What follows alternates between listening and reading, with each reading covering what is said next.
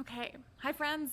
I am at church, as you can see, where hopefully some of you will be also on Sunday as we begin to regather with groups of us here. And I thought I would just touch base and tell you about some of the new things that are going to be happening as we gather together and remind you of some of the protocols we've already been practicing on our Wednesday night chapel services. So a reminder that when you're in the church building, we do ask that you wear a mask at all times, unless you are 5 years old and younger. If you are of that age, we ask that you wear a mask until you get into your seats in the sanctuary, and then you can take your mask off for the duration of the service. But for everyone else, when you're indoors, please wear a mask. If you forget, we will have them available for you at the doors. You can come in either the back door, or you can, oh, you can't see that at all. There's that door. Or you can come in the front door. We will have greeters. The doors will be propped open. When you come inside, you can hand sanitize here if you would like. There will be a hand sanitizer station right there. There's one in the narthex. We do ask that once more you move swiftly-ish through the atrium, so we're not congregating in groups of people when we're inside. If you have kids, one of the new developments right now is that we can't, at this point, offer walkout worship or little lambs. So if you have kids who are little lamb aged, we've got these cool buckets that Emily has put together. And they will be here. They've got your last name on them. They've got books. There are crayons. There are these fun little like eraser scribbly things on them. All sorts of things to keep your kid occupied during the service to help them experience the service better. If you are in walkout worship age, or if you just like to color, we will also have clipboards with coloring pages and markers and crayons available back here. Emily will be standing back here when you arrive if you have any questions. We've also included a sermon question sheet for the kids to fill out, to listen for things during the sermon. And then if you hand those in to Miss Emily, I think there's like a candy prize maybe.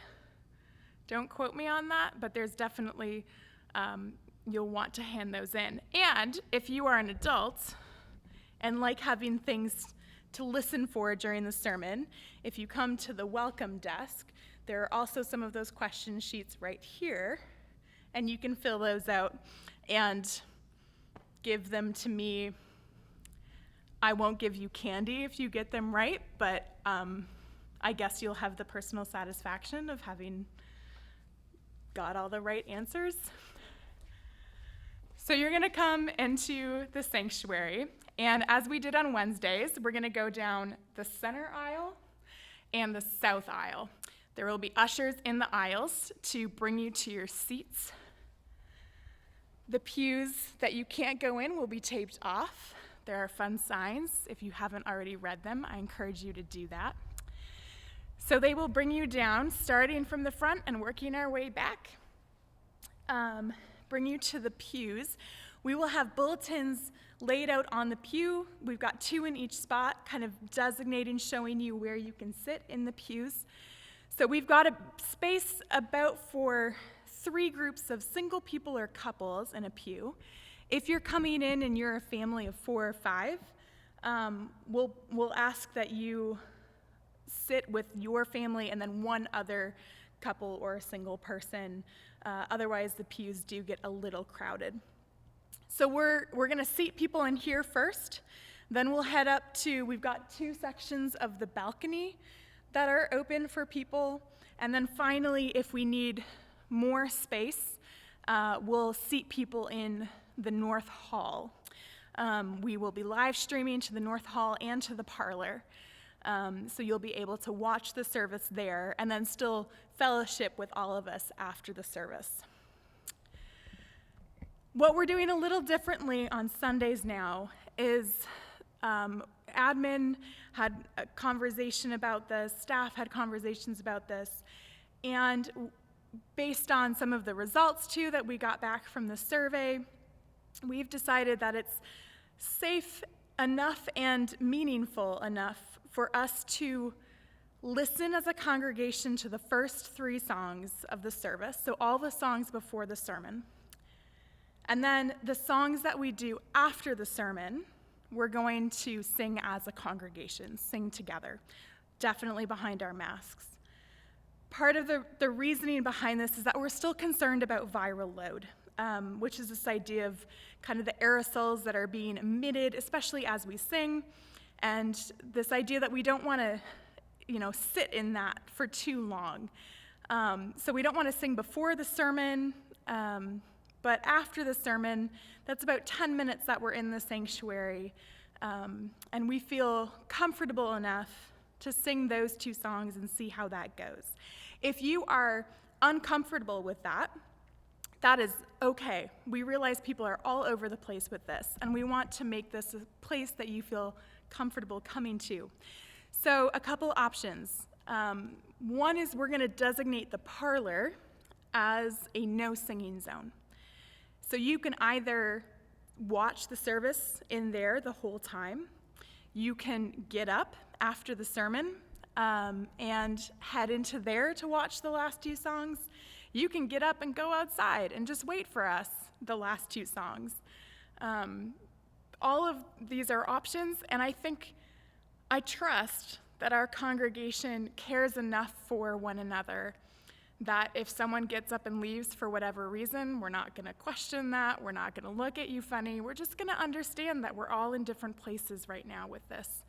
And we are excited to be back, but we also want to make sure that as many people as possible feel comfortable being back and that this is a good thing to do.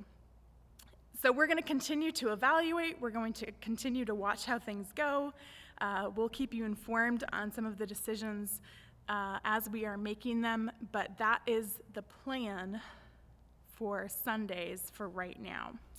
And then after the service is concluded, we'll head back out and go fellowship together in the front, on the front parking lot. We're not serving coffee or cookies or anything right now, so if you want coffee, bring your own coffee in a thermos, and we will gather together outside. Also, when you are leaving, we've got a stool with a basket, and that is where you can drop off your offering. If you are here, if you're not here, you can either save it for the next week when you are coming, or continue to mail that in. That has worked well as a system. I think that's everything that I wanted to cover in this. I'm excited to see you, excited to do church together on a Sundays. It's been a long time since we've done church together on a Sunday morning, and I'm really excited to get back into that rhythm with all of you. If you have any questions, again, feel free to talk to me, to talk to someone on staff, to someone on council. If you have concerns about anything, let us know. We're continuing to be nimble and agile and kind of change things up as we go, as we adjust to new information, as we look at best practices. But hopefully this video answers some of the questions you may have had as we look towards Sundays. And I hope it's a good resource for you. And I hope to see a bunch of you on Sunday morning. Bye.